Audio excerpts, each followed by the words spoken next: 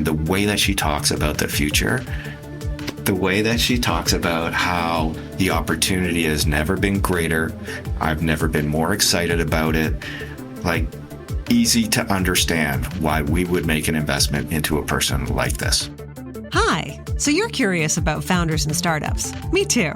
I'm Leah, host of The Founder Mindset, a former journalist, now storyteller in the startup space.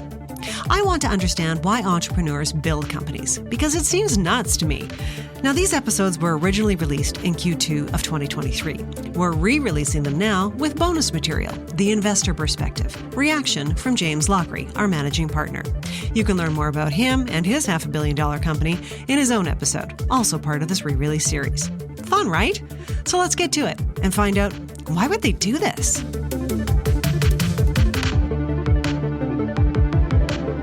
Joining me in studio is Dr. Breanne Everett, founder and CEO of Orpyx, a digital therapeutics company whose flagship product, the Orpyx SI Sensory Insole, helps prevent diabetic foot ulcers in people living with diabetes.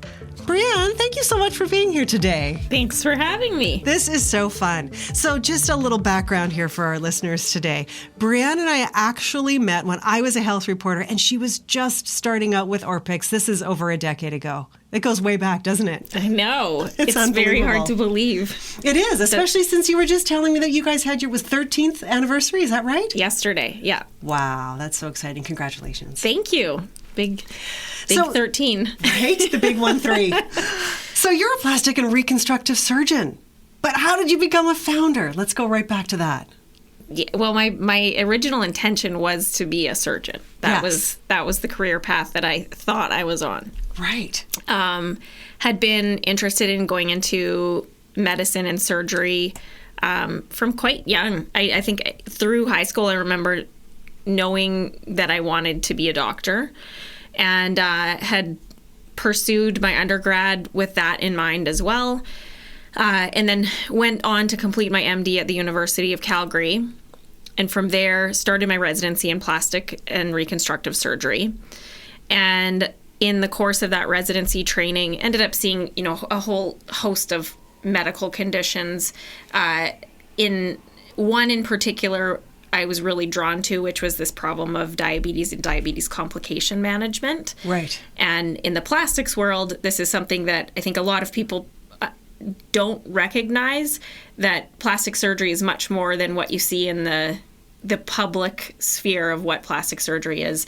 There's a lot of work that is done in the reconstructive area, in advanced wound care and other reconstructive procedures. And for that reason, we would be consulted to see patients who had been admitted with diabetic foot ulcers or wounds on their feet from diabetes. And we would be asked to provide maybe wound care advice or potential reconstructive options if that was an option. And so what was very clear in the course of that was that we had very few tools to actually help people who were in this situation. And it was something that was very common. So we would see many instances of this in a given day on call. And looking at the broader picture, I realized that a third of the direct cost of diabetes is actually for lower limb care. So on a system level, it's massive as well. And the problem that really underpins all of that is that most people with diabetes end up losing feeling in their feet. Mm-hmm. And then because they can't feel their feet, they can't protect their feet. And they'll basically wear holes in their foot like someone might wear a hole in a sock. Wow. So once you get to the point where you've developed a wound, then that wound can become quite extensive if you have poor blood flow into the area. So you get into this vicious cycle. Right.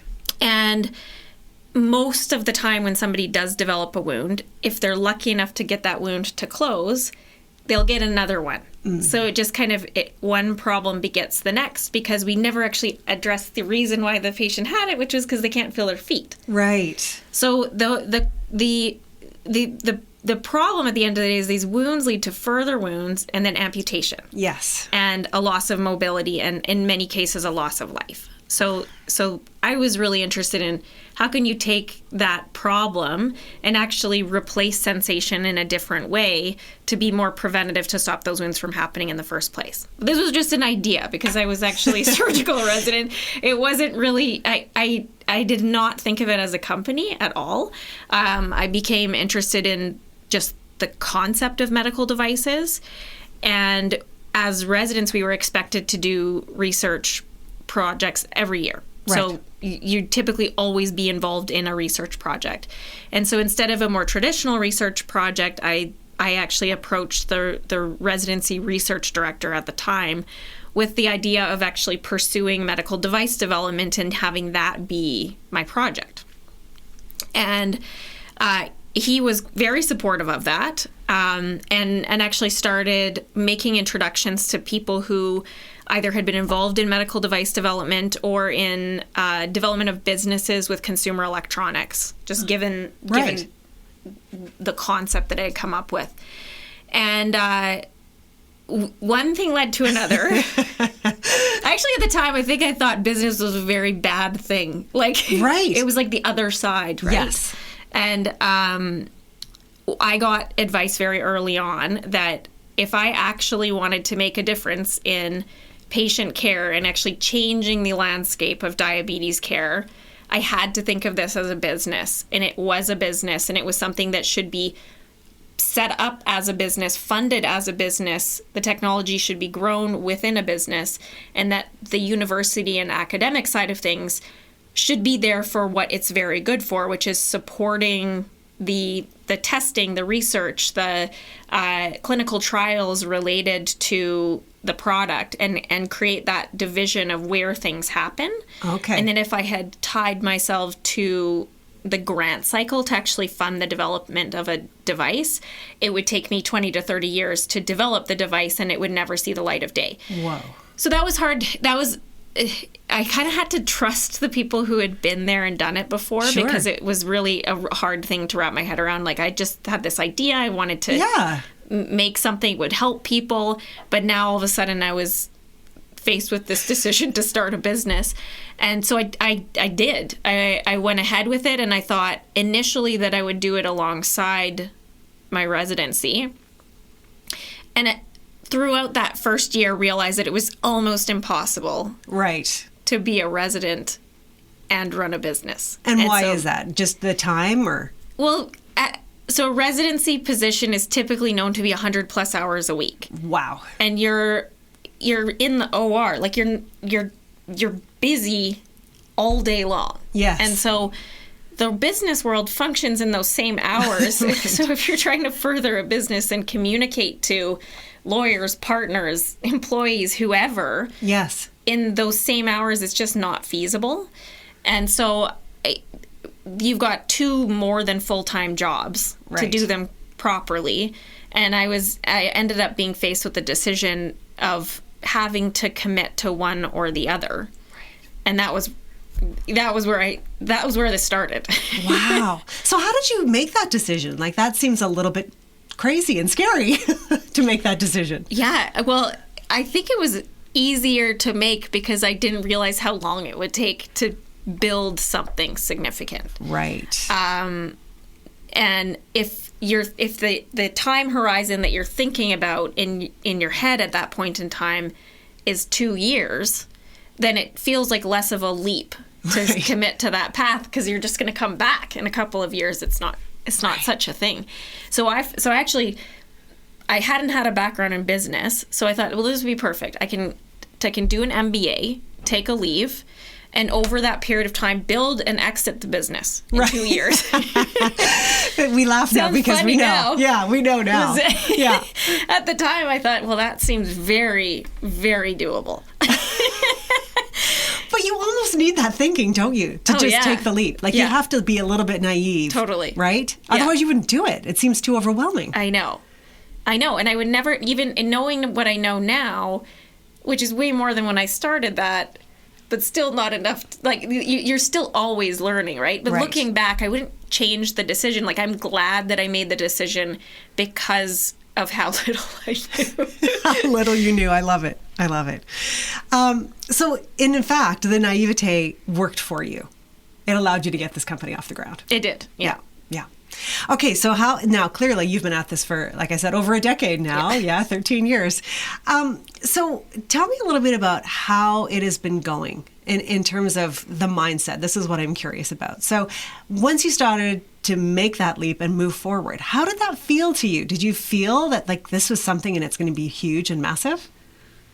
I've always felt that about the business. I just think that, back to the size of that problem. So if you look at the largest medical device market in the world, which is the U.S., and it's a global problem. So this is just one geography.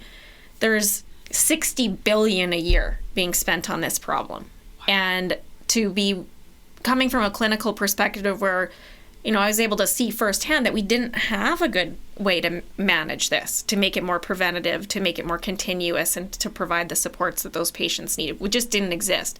So to have something where you have an opportunity that's so large that it affects so many people, their quality of life, their mobility, if you execute right, you can really change the way that things are done. And I've always believed, and I feel that over the course of the company, I actually see it more and more over time, how huge the opportunity is there. That's never gone away. And that's something where that's always been a motivator, because you could start a business theoretically where maybe the market is dwindling or it's transient, or other competitors come in and take over the market in a significant way. Maybe very large companies do that, and you feel that the opportunity is sliding. It's never felt like that. It's always felt like the opportunity is there. It's growing. The world is evolving in a way to really pull technologies like this in. So that's been awesome to have that alongside the development of the business. No kidding. So that motivation then, is that what keeps you going? When we know, you and I've talked about this many times, that being a founder is not a 9-to-5 job. It is incredibly demanding. Is that what keeps you going? Like, what keeps you going when times get very challenging? I think about this all the time, because I think with anybody, your level of energy for a task that literally is, this is a marathon. Like it is an endurance sport, being in the space of startup and grow up company. It's not something that happens overnight. In our case, the business has many different aspects to it that we have to grow and scale and think about the future for. And you can't, like, there's just, I think, physically no way where you could come in every single day and be at your peak level of energy. You just can't. And as much excitement as I have about the business, like, it changes over time, like how much you feel like you physically have in you. And so it's really important to be able to manage that over time and be able to think about the ebbs and flows and really contextualize each day, because you always hear about like the high highs and the low lows of being a startup, in a startup. And when we're bringing in new employees, I try to communicate that to people. I try to be as clear about that as possible.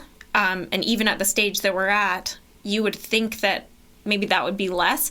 And it's not. There's still such high highs and such low lows. Like, I think I'm much better at managing the emotional state that surrounds those high highs and low lows.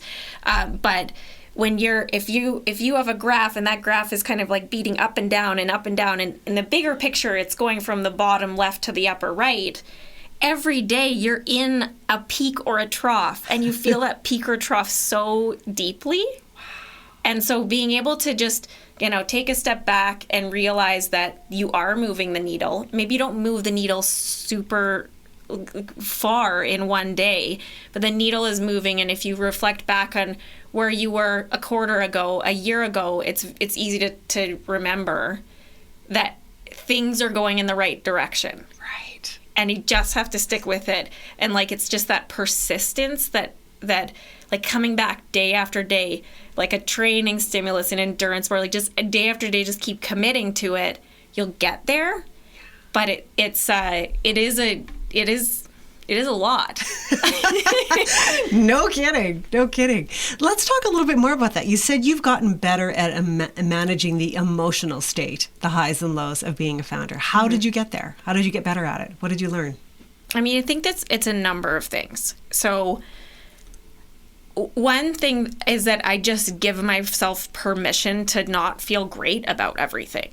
Like sometimes I just need to give myself some breathing room and just step aside, go for a walk, go for a drive, and realize that I've felt those low periods before, and I get over it, and the business gets over it, and we've got a very strong team. We work towards solutions on everything that we do, but just giving myself the breathing room when I need it, and giving myself the permission for it is something that I do, and like usually 24 hours later, I feel way better. But in the moment, it's hard to remember that you get out of it. Right. So that's one thing. I think the other thing is just realizing that you can only do everything that you can do. Right. Right. You can only, that's all you can do. You can strategize around it, and you can put in everything that you have, but then you can't do more. You can't do more than what you could have done. And so there's a certain amount of I was actually meeting with a customer of ours a couple of days ago, and he said, you just have to remember, and this was just his philosophy on life, that you are a leaf blowing in the breeze. Oh, that's lovely. And like, that's just a really nice visual of like, Yeah. yes, like here, it's just, just breathe. Right. Like there's a certain amount that you have to just basically move with the environment around you, and you can only do what you can do. So like these tactics are actually more mental than anything. Right. Just like being able to control your own psychological state. And then I think the other thing that I've realized is, you've got a whole team. That team continues to grow, and everybody is in that same kind of flow where some days are excellent for them, some days they really feel like they're achieving on their tasks, and some days are lower. And I think that it's like the collective that we can kind of lean on each other. So sometimes when you're not feeling your best, it's like you pass the baton, and Yes. together you can kind of move forward as a business. So I think like leaning on the team, and also just seeing how exceptional the people are around me, and appreciating that, and appreciating that this many people are dedicating their working lives and that mental capacity in their lives to the solving of this problem. And what a privilege and a position to be in, to have that. That's something that I continually reflect on, like how lucky Right. to have how lucky to even be in a position to feel those low lows, right? Right. So this idea of gratitude, you're very Exactly. grateful for these people and what they're bringing to the team. Yeah. Wow. Yeah. Yes. That all sounds very healthy and positive. But I would imagine it's not like that all the time. But you've had to learn that over the years. You have Yeah. to, because you have to do that, because it isn't all Right. positive. Like, you have to manage a lot, manage that mental weight a lot. And so it's just strategies of managing that. Yeah. And then as the CEO, as the founder, essentially it comes down to you, right? And so you take that on. And as you mentioned, you've got your team. They're looking to you. They're having their own highs and lows. Yeah. And they're going to look to you. What do Yeah. I do with this feeling? What do I do with this day? What do I do with this problem? And that's an additional burden, I would say, or an opportunity. It is. Well, it's both, Yes. right? It is. But I think, and one thing that I do try to communicate within the team too is, I really do value. I'm going to call it a work-life balance. I don't really like. I think we have many identities, and I think valuing, putting energy into the different identities in your life, and making sure that I'm not just a CEO. So you have that ebb and flow of how things are going, but maybe like if you have other interests and hobbies and family and friends, and you're still working to build those things, then one thing kind of pulls up the other. So not having that single identity, and also just making sure that you're doing those things to fill up your cup in other ways. Yes. And making sure that the people at the company see and acknowledge that I value and prioritize that. I work very hard, but I play very hard too. Yes. So That sounds like a good balance. well, it's not, I mean, it's nuts in practice, but like, it sounds good. Yeah. Wait, let's talk a little bit about that sort of notion of balance, and I'm doing air quotes right now around the word balance, because I think that, that looks different for everybody, to be clear. But in the founder startup world, as we've discussed, it's not 9 to 5, and so I ask everybody that sits in the chair, how does it look to you to be a founder, and how does that impact your relationships, your family life? And I don't just ask the women, I ask everybody this question. How does it impact your family life? It impacts like every aspect of your life. And I think that the things that I love and I focus on, family, and when I talk about family, it's like our immediate family, and then we've got our extended family, mostly in Calgary as well. I think, sorry, now I forget the question. Was the impact on family, right? And so what it means to be a founder and how that impacts your family life and your personal life. Yeah. I mean, it's almost like you have all of these identities running in parallel, and trying to find the balance between all of those things is something that changes every day. And I would say it's not predictable, and between my husband and myself, we're constantly balancing and juggling and trying to support one another and still be there for the kids and really prioritize everything that they need. But we're both very busy, and making sure that, we're making sure that each of us has room to exercise and be physically healthy, and then also has the time and opportunity to be with the kids.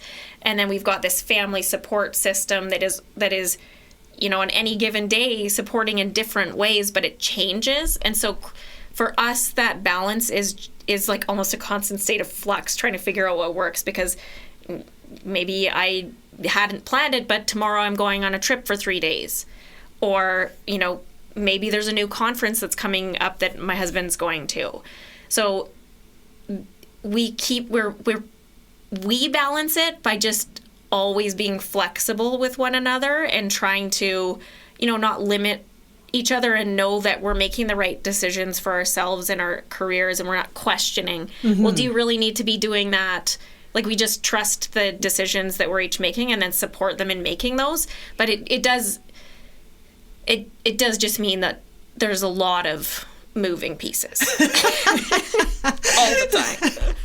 A lot of moving pieces, to say the least. Wow, that's amazing.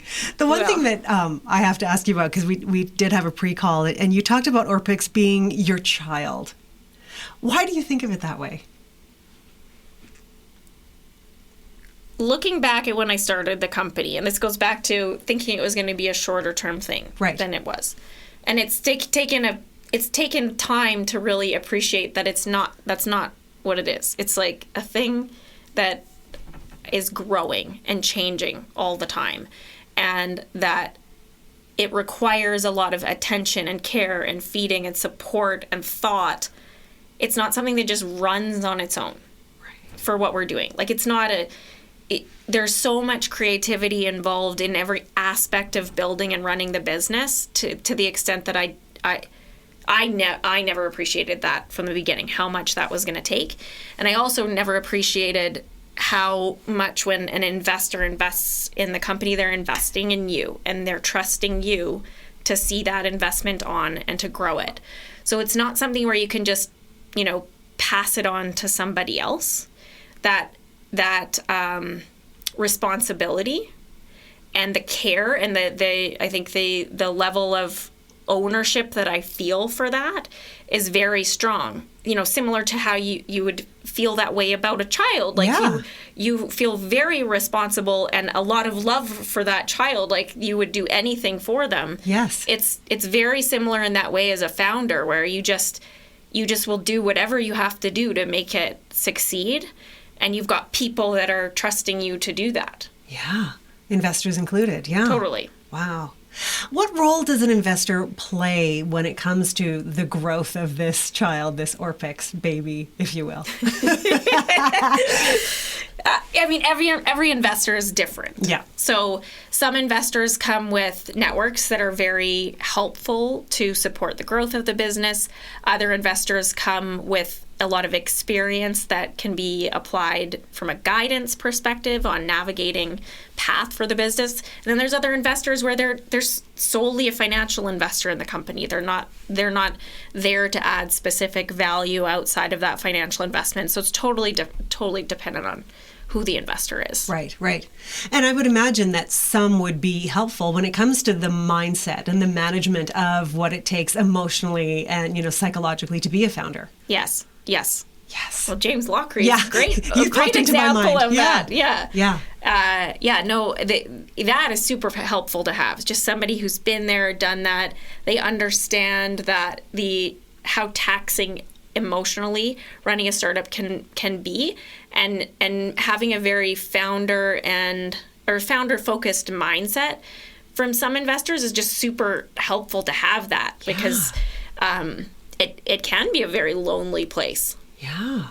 Lonely. That's hard, right? And is that lonely because you're the CEO or the founder? Is that why? Yeah, you're at this if you think about like the network of people within a company, you're reporting up and out and managing down. Like there's just this network of people in different directions around you, but you're that kind of like that hub in the middle. And there's just a lot of responsibility in every direction there. Yeah. And so it's like we talked about, it's a privileged position to be in. It's a fantastic position to be in, but there's a lot that you're wearing. Yeah, absolutely. Yeah. And that's why it takes such good management, and learning about yourself. You constantly learn. Yeah. Constantly learning. Yeah. Absolutely. The one thing that I ask every founder to think about beforehand is to think of a moment, because we all know every founder's had this moment. The moment, one of those moments, there's probably many moments, but let's talk about one moment for you as a founder when it was just really intense and really not necessarily scary and terrifying per se. Maybe it was, but that it was sort of a pivotal moment for you as a founder and how you sort of think about things and think of growing the company. Can you think of one of those moments? I can think of several. One example would be, so early on, my oldest child is now 9, but before I had him, I was planning on taking some degree of a mat leave. Some degree. Knowing that, you can't just, shut off completely. Right. But there was a plan to be bringing in a president over that period of time. I was still responsible for managing the up and out, the investor base, potential partners. So that responsibility was never going away. And we had very little cash on hand. So the responsibility of actually fundraising and continuing through that period was a necessity. Like it wasn't an option to be just offline completely. And so I had everything mapped out. It was like, here's my delivery date. Wow. And there was a transition that was going to be happening prior to that delivery date. I think it was 2 weeks before I was due. I had kind of put everything together to do that handover. And life just happens sometimes. And we're 5 weeks before my due date. I was at the office. I had this sudden, strong urge to really clean my desk. Oh. And which was kind of odd, but I cleaned everything up. We had some visitors over that day. We had actually been partnering with the Human Performance Lab at the University of Calgary. That whole group had been in for presentations and tours. It was like business as usual. And then I ended up having a very precipitous labor and delivery that night. Had my son at 35 weeks. Wow. It happened really quickly. And so he, being 35 weeks gestation, he was admitted to the NICU. And I hadn't handed things over. I wasn't done with doing what I needed to do to even put a bit of a bow on that transition. Wow. And then had to raise money within weeks. So that was a lot. He was born at that point in time, and like I mean there were reasons why he was born early. Like the pregnancy was fine up until that point. It was totally not foreseen. But I don't think the stress of running a startup is like helpful in keeping a child in for 40 weeks. So so I was like in the NICU, the family room taking business calls when my son was like minus 5 weeks old. Wow. And so in some ways it was, I had, because he was born early and because you have the support of like amazing NICU staff here, it actually helped with that transition a little bit more. But that was a lot to navigate through. And like, again, like you can't,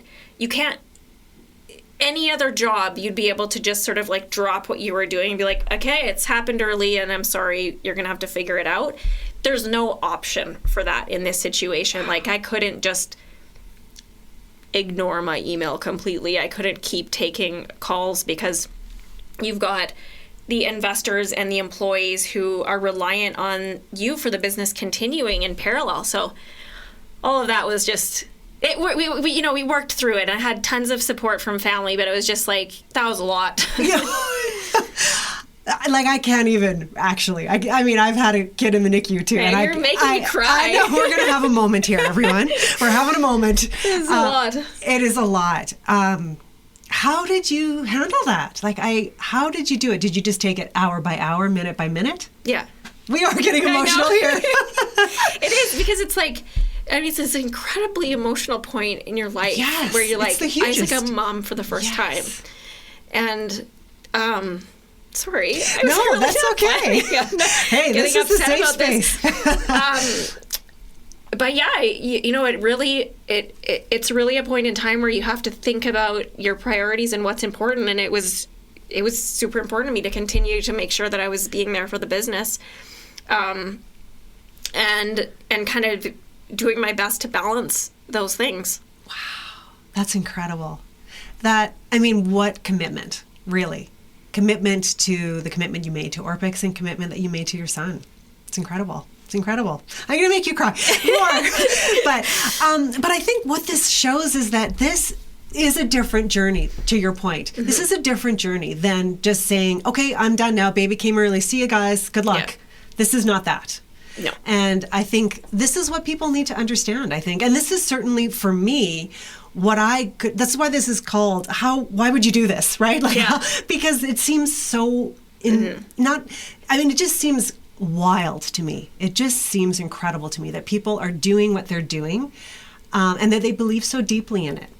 You talked just a moment ago about you were so deeply committed, you had to prioritize, like, how committed am I to this company and what I'm trying to solve here? How did you get to that level of commitment? I mean, it's just been a combination of things. Like, once I had decided that I was doing it, I was doing it. And once you take that first dollar from an investor, you're doing it. And once you hire your first employee, you're like, all of those things are just recommitments to what you're doing. And then you get faced with those challenging moments, and they're very, very much a test of how committed are you to this. Yeah. And that's why for any founder, you have to feel that strongly about what you're doing, because it would be so easy in so many situations to say, this is too much. Like, it takes its toll on many aspects of your life, and you can't have the level of focus in other areas that you could if you didn't have that level of responsibility. So you have to feel that strongly about it. Otherwise, it's not possible. I don't think it's possible. You throw in the towel. Yeah. It's just what you would. Why would you? Why would you not? Exactly. So let's talk a little bit about that. So you've got this incredible company. Orpyx is growing rapidly. You've talked about fundraising many times, but let's dig into that a little bit, because for a lot of founders, particularly the founder, this is what you spend your time doing. A lot of it is just getting that capital in the door so that you can keep growing. How hard is that? What does that look like for you? Yeah, it's very hard. And it over the course of running the company, it's just been hard in different ways. Mm-hmm. So early on is very hard because I've literally never raised money before. Right. And I felt so guilty about taking a check from somebody. Like that is a really difficult thing to do if you've never done it. And I've like my whole life I've been very focused on being self-sufficient. Like even as a kid. Right. And not wanting to ask for money thing. Like I wanted to figure out ways to make my own money and do my own. So the asking for investments and receiving checks, very difficult to get used to that situation. Mm-hmm. And it's taken time to realize that this is an opportunity for those investors too. Yes. So I had to stop thinking of it in that way.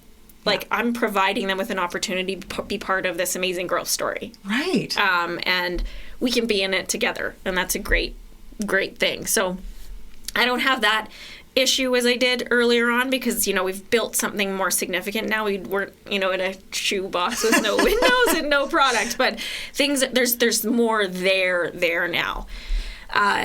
It's more challenging now because the quantum of investment that we're looking to achieve is a lot higher. So you're starting to look at a smaller pool of investors that have the pockets that are deep enough to do that have the networks that make sense to the company, that are strategically aligned as partners in some way for the business going forward. So you narrow the pool in certain ways, and then the decision of one investor is therefore that much more meaningful because you're not talking about a series of $5,000 investments. You're talking about multiple $1 million investments. Right. So the other thing that over that time that is still hard, but I have gotten way more used to it over time, is the rejection that you face through the financing process. For sure. Over and over again. Because you're going to get lots of no's. Yeah. You get lots of no's. Yeah. Because sometimes it's it's nothing other than this is not a fit with what the fund is focused on doing. Right. And it's nothing personal. It has nothing to do with how you've built the business or executed. It's literally just not a business fit. Even in that situation, a no is still kind of devastating. Yeah.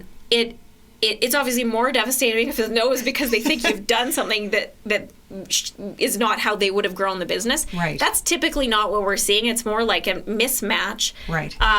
But that, going through that entire investment process of building a funnel, working investors through the process and getting to decisions, hopefully as quickly as possible. But they're not all going to say yes. You're going to end up with a syndicate of a subset of investors. And to get to that point, you had to go through a lot of no's. Right. And I think when we did the Series A, I had a spreadsheet that was actually calculating the number. It was 213 no's. And so that is something that you have to get used to. Never gets easy. It's another endurance game. But again, finding those things that help to offset that over the course of that process, because it's not easy. A thing. It's a thing. It's not easy. Wow. This I hear this from you, that you got to just keep going and stay focused on what it is, the problem you're trying to solve, but there's a resilience in that I hear you've built up over time. This resilience to the no's, this resilience to the impact on your life, this resilience to just, this isn't going to be over in 2 years or 2 minutes. This is going to be an endurance test. Yes. How important is it to be resilient? I think extremely important. I know Brian Fileski once referred to the tenacity and grit of being a founder, and those two words I think are really, they're just accurate. It does take that tenaciousness and that grit and that resiliency to just kind of, almost like this it's like you're a swamp monster And you keep getting knocked down, but you keep coming back out of the swamp. You're like, not today. Sometimes I imagine myself as that swamp monster. I'm like, nope, I'm going to keep going. It doesn't matter how many things get thrown my way. And you just got to get used to being okay with, like, you get knocked down, you get back up again. Right. Wow, but that's really hard. Like a Chumbawamba song. I think it is, isn't it? Same generation. Yeah, I know the song you're talking about. But that is very hard. It is very hard to stay resilient. And you've talked a little bit about how you manage that. Is there a little bit of advice that you would give to founders that might just be starting out or just getting used to the idea, or maybe even just thinking, is this something I want to do? Sounds a bit wild. Yeah, I think if you're really overwhelmed with concern of is it the right thing, it's probably not the right thing. Right. I'm reminded of that when people that were going to go to Hollywood, it's like you have to make sure that there's nothing else you could do. If there's nothing else you could do and it had to be this, then you're good. You're good to go. Similar sort of idea?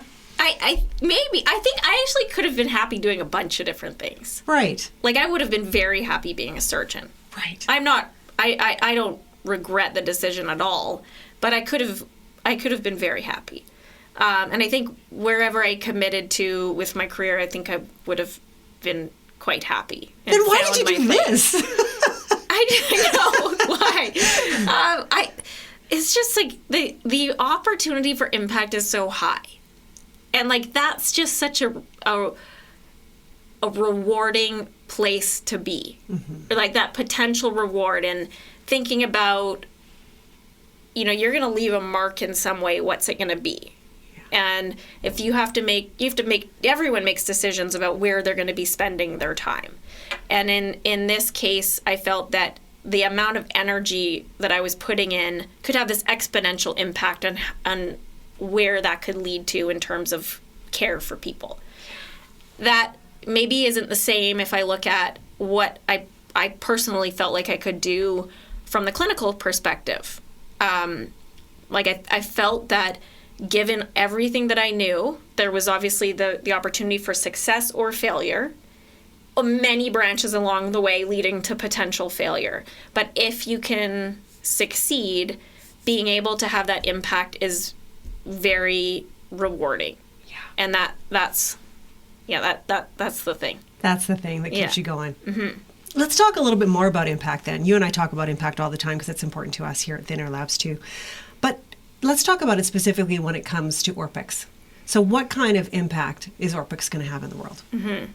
Well, I mean, I think it's really easy to see that in that even with fewer patients than where we're expecting to be in the future, we see it every day. Yeah. So now that we have a commercial product, it's supported by remote patient monitoring. It's a turnkey solution. It's growing and scaling in the real world. We get testimonials from patients and providers every single day. And knowing that we've been able to intervene and stop a wound from happening, prevent somebody from requiring amputation, making somebody feel like they've never been cared for in the way that they are being cared for with the product. Like those things they're individuals that are being affected, because even at the scale that we're expecting this to be to, that scale is made up of all of these individual stories and narratives.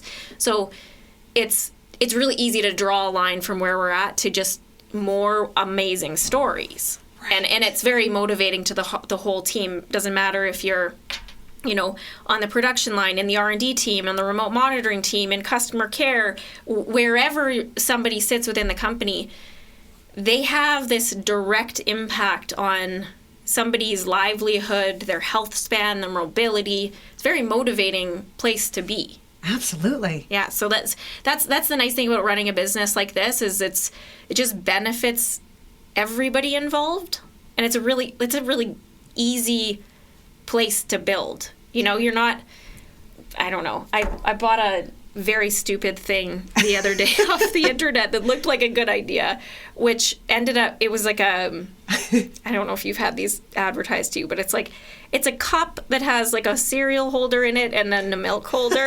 And then you don't make your milk, you drink your cereal on the go. It's it was like, it looked like it was going to be something great. It is a total piece of junk, and it doesn't work at all. And you just pour milk and cereal at the same time all over your face. Oh, no. And so I realized, I'm like, this business, like, I'm pretty sure that they know that this product doesn't work, because I don't even know how you could get it to work. But they've created these molds and they've built a bunch of these cups, and it's probably like a short-term one-trick pony. Sell a bunch of them, put a bunch of AdWords in, have a big social media spend, make a bunch of money, and then close down the doors because the product doesn't work. And like, I just think, like, I mean, it's a stupid piece of plastic, but I was thinking, I'm like, how would you get your employees to be okay with working at this company? There's way worse things you could do in a business than sell a terrible plastic cup. But it did make me reflect on, how we've got this opportunity to really motivate people with a really cool, amazing thing that impacts their lives. Like, not every business is like that. No kidding. Have we actually talked about what it actually is, this first product? Like, let's give you the opportunity to talk about that here before we wrap this up. Tell us exactly what it is all about. Yeah. So we make a sensorized insole that just fits inside the shoe like any other insole. You cannot perceive that it's in there. And it's filled with a suite of many sensors. So pressure sensors, temperature sensors, and then movement sensors. And it goes into the shoe and basically silently measures and monitors under the foot for where there's pressure over time, where a wound might be developing, and we pick that up by heat, or how much activity somebody's doing. All of the data from that device goes to an app, a companion app, where the patient is actually provided with activity-based feedback to change what they're doing to prevent wounds, so they can actually modify activity to stop a wound from happening. And then ultimately, all of that data goes to our cloud-based backend, where we have a credentialed team of nurses that monitor that data on an ongoing basis and provide supportive digital and remote care to the patients in the system. So the way that I like to think of it, so it's a turnkey solution for foot management and preventative foot management. And we're really filling in that space between traditional visits in an office. So with a podiatrist or with a primary care professional, where normally, historically, you would see a clinician and then you would go a period of time, 6, maybe 12 months before you see them again. And we're really trying to bridge that care and bring care to the home in a preventative way to fill in that space in between, where care becomes continuous, remote, in place where somebody lives, and we can ultimately prevent those costly occurrences, usage of acute care, and then leading to loss of mobility from happening by just being that bridge. Wow, that's incredible. It is easy to see the impact that you're going to have on these patients. Yeah, it's that's why we do it every day. That really is. Absolutely. Okay, so as we wrap things up here, when you think down the road, how do you hope Orpyx's story goes? I think it's really building on what we've built so far. So at this point, we're just at the beginning of the level of impact that I think we will have with this. So we're very focused on growing different channels to get the product out to the patients in need, and just continuing to focus on growth of all of those segments and creating more reach and hopefully getting to a point where this is just considered standard of care. Wow. So that's where we're going. I love it, and I look forward to it. Breanne, thank you so much for this conversation. Oh, thank you for having me. It's fantastic to see you again.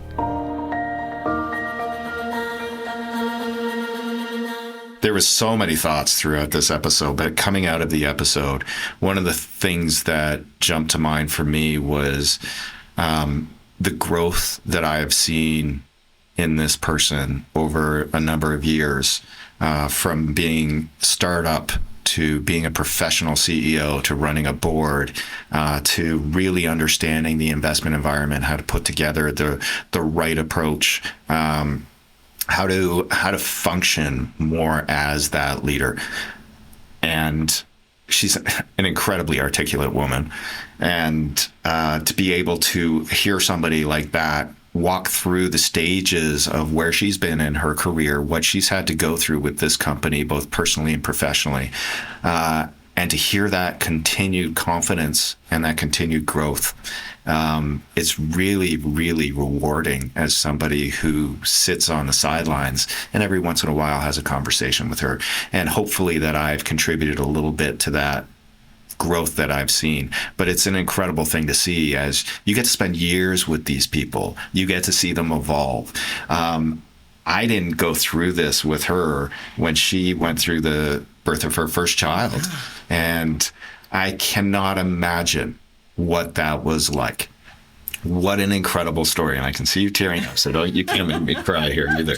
So It's okay for us to get emotional. It That's what is. happens here. You know, as a father, I had already had my children by the time the company was founded, but that aspect of family really hit there, right? It's just one of those things. And to have delivered your first child, to be in the hospital, yet still be taking phone calls.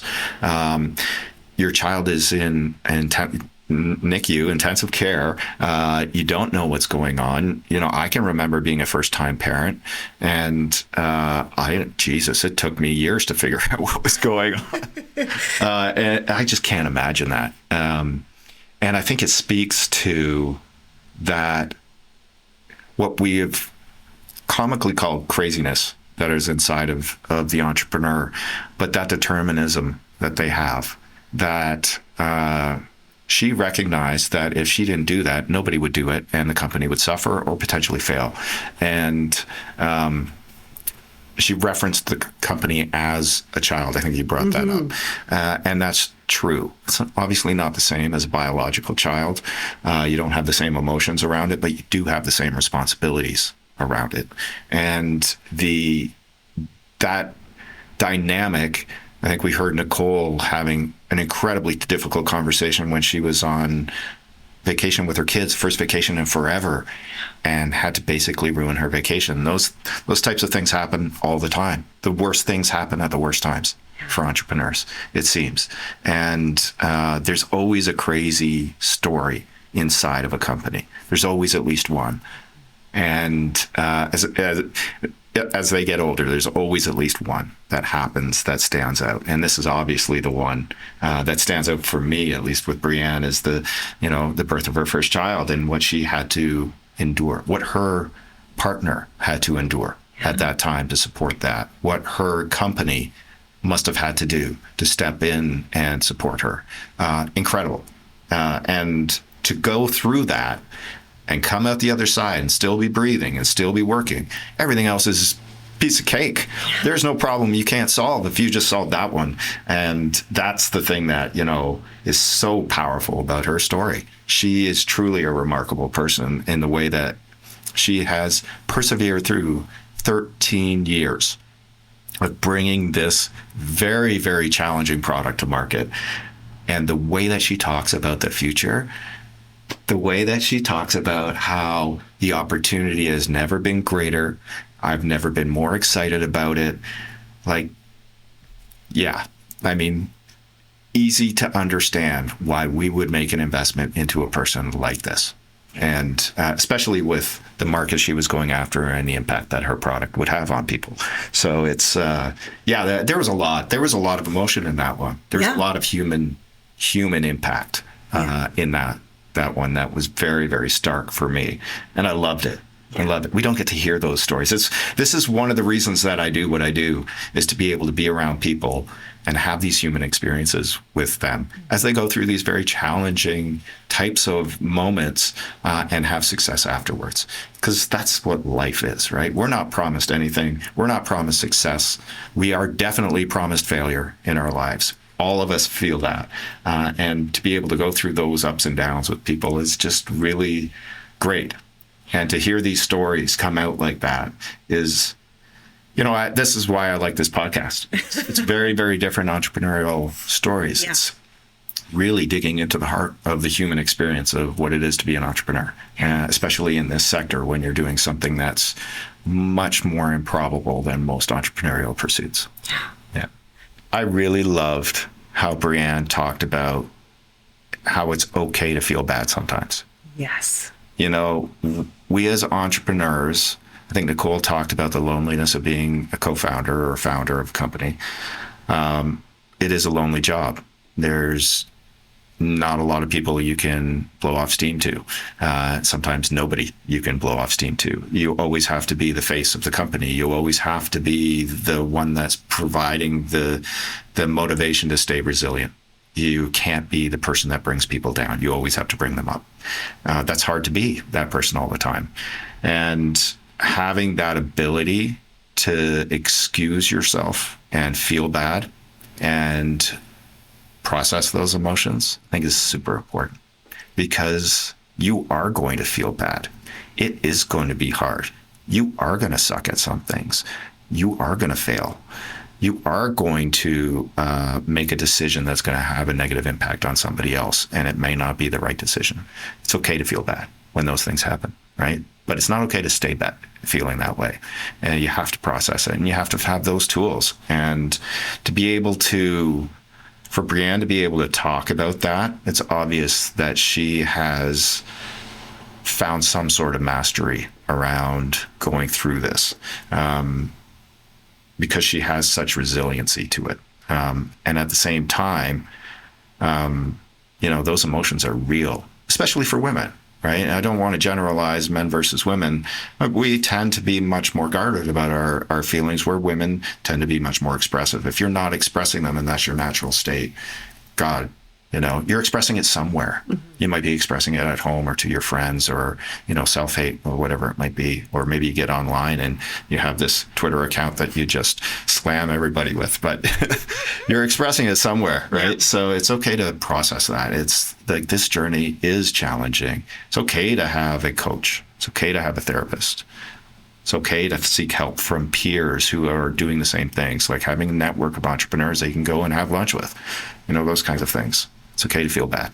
It's okay to take time, go for a run, process it, those kinds of things. Yeah. Really loved hearing that from her. I did too. I loved how she said she learned how to do that, to eventually get to the point where she was able to give herself permission to have a bad day, to take a break, and then come back. Yeah. And I think for women in business, especially in the CEO seat, there's different cultural challenges that happen. There's the persona of the CEO, and that's a male-dominated persona that's out there.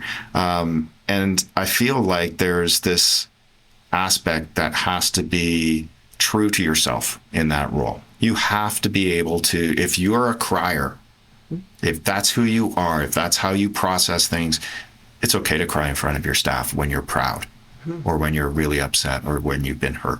It's okay to do that stuff. But it's not okay to leave them crying. You got to leave them lifted up a little bit still, right? But you got to be able to process who you are. You have to be able to show up as who you are. Otherwise, you show up somewhere else as that person, right? 100%. So, and I would argue that it's okay for men to do the exact same. Absolutely. Right? Absolutely. And I don't think we've given men that opportunity as much in the CEO seat. I agree. Be that whole person. Because guess what? We're all just humans. Yeah. And humans, by nature, possess emotions. Yes. And when they don't show them, they become dysfunctional somewhere else. Exactly. And that's just the reality of it. I agree with the men. We got to learn to be able to do those things. Yeah. We have to. Yeah. And I think that's part of maturing as a leader in an organization. And Breanne is a great example of being able to do that. I was also so struck by that notion where she just said, I'm just so motivated continually because the opportunity for impact is so huge. Yeah. I loved that. Yeah. She is in a privileged position, not by accident, to have that level of touch point with the impact that she's creating. It's hard for entrepreneurs to have that close of a ringside seat to see it actually happening, to have the data that comes back with, hey, we prevented this from happening today, or we saved this person, or, saved this person's foot, or, closed a wound, whatever it might be that they had that impact. That data is constantly running into their system. She's getting those reports. She's talking to her customers, and she's talking to their doctors, and she's hearing her teammates get to do that as well. Front row seat to the impact. It's very rare in a company that you get that. And so it's a very privileged position. that she's got. And I love it as well because we get to get, maybe we get balcony seats on that, right? And Breanne is another accidental entrepreneur. She was on a pathway to become a surgeon. Yeah. And what I really enjoyed about her reflection in that area was she was anti-business. So she had been taught an ideological pathway of success through academia and medicine and service to medicine. Nothing wrong with that. No. The other way to go is through an entrepreneurial capitalism type of play. And the reality that she came up against was to be able to create sustainable change. It had to have capitalism that underlay that. There had to be a business model. There had to be customers. We had to charge money. We had to make money so we could invest money into the future and be able to grow and be able to achieve what we wanted to. That accidental pathway that she ended up going on, what a remarkable story. It's not very many people that can cross that chasm, and she did it incredibly well. So that journey that she went on, very, very different than other entrepreneurs may have gone through, to go from like, that's kind of icky, to actually that's the golden pathway, and to be able to get there on her own, and probably with a lot of good mentorship beside her, very special to be able to do that. That was another thing that I was surprised by that. I knew she had gone the medical pathway, but I didn't realize how her mind had worked to get to entrepreneurship. So that was really nice to hear, because that's such an important thing that people kind of push aside today, is like, oh, it's money and billionaires and all this stuff, and you shouldn't make money and it's all for society. Well, if you don't have that economic engine, things don't work. People aren't going to invent the next thing. People aren't going to invest profits into making the products better, and capitalism is a sense of balance that has to come into play with these types of things, and that's why there's rules and regulations. Yeah. But it's such a fundamental part of bringing innovation forward, is that business model. Capitalism must drive innovation forward, and if we don't invest in that, then, well, won't be as much innovation. That's right. It's just that simple. I had seen the business previously. There was a stretch of time where the product was in development and having technical challenges, not uncommon in the hardware space. And I can't remember what it was, but there was something flipped where they had received some type of positive signals about where their product was going from a technical standpoint. And I felt like it was ready, if not now, in the near future, to inflect to commercialization. At the same time, COVID had come along, and they were right place, right time, and rightly connected to the medical system, and had a facility that could produce protective equipment for hospital staff. And they were producing that and receiving some revenues and additional cash flow. The additional cash flow into the business to help support the product development as well as the investment made it a much less riskier investment from a hardware standpoint, because we had sustainable cash flows. And I felt like we were getting closer and closer to that inflection point of commercialization. All of the boxes about the entrepreneur, the team, and all that was already checked. And so I, like most entrepreneurs, don't like a lot of risk. And so figuring out where that inflection point was going to be was part of the timing of that decision. So she had just gotten us closer and closer to the point where I felt comfortable, but I had always liked the business and always really respected Breanne. It was just getting us to a point of comfort with that level of risk. And we were relatively early in our investment thesis around health technologies at that time too, so maybe a little bit more trepidation around how we wanted to take risks then. But feel very comfortable with that investment. And recently we supported the company in an investment that was done. I'm not sure if it's even closed yet, but put a little bit more money on their latest investment round. So that was also exciting to see them continue to be successful in the market.